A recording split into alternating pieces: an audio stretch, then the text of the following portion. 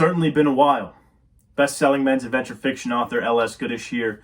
Today, I'm not going to be having any fancy editing go on. I'm not going to have music or B-roll. It's just going to be me talking to you. And if you don't have the attention span to listen to somebody talk for a few minutes, let me just say that you can click off the video now. This isn't for you. You're not going to get anything out of it anyway. Go get your dopamine fix. That's fine. No hard feelings. But if you are one of the elite, somebody who doesn't let dopamine control them, and you can actually sit and listen to a conversation and focus, then this one's for you. And I'm going to be talking about how we get our ideas, our dreams out of our head and into the real world. Because that's what matters, right? Ultimately, that's what we need to leave behind. Doesn't matter so much if we leave our words and our thoughts behind. No, we need to put action behind those thoughts, those beliefs, those ideas, so that we can make something of them, something that people can hold, something that can be a part of this world and be left behind. So I'm a writer. That's the world I live in, and that's the world I'm going to be speaking to. If you are a writer and you are struggling to get your novel written, this video is for you, and I'm going to correct that problem right here, right now. Confident of that. Very confident of that, because these 3 points are the most crucial points to getting your novel written. And let me start off by saying it's not what you might think it is. It is not an issue with time management. It is not an issue with your outlining process. It's not even an issue with the story that you're writing at all. It's the story you're believing about who you are. Self-belief is the bedrock upon which greatness is forged. That is the first line that I have written down in the notebook for this video. That is the first thing you need to understand. Your self-belief is where you need to start. This is important for so many reasons, and I don't want to just kind of ramble, so I'll try to be as concise as possible with this. And that is that if you do not believe that you are somebody who is capable of writing a published work that people will enjoy and purchase and be happy to have spent money on, then why are you doing this? You need to understand and believe deeply that you are somebody who can write that type of material, something that is worth purchasing. Ask yourself that right now. Do you believe that you are somebody who is capable of writing a book that someone would be happy to pay money for? Yes or no? If no, then why are you going to continue writing? This is how human motivation works, right? If your fundamentally held belief is that, oh, my writing isn't that good, or, oh, I don't think anyone will like this, then what do you think is going to push you through those times when you don't want to write? What's going to be there to fuel you when times get hard?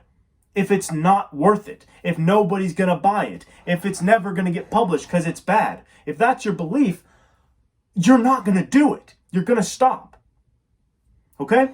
If you don't believe that, then there's some self-examination that needs to happen. That needs to be rooted out, that needs to be sorted and understood before you move forward. Now the next step, putting pen to page.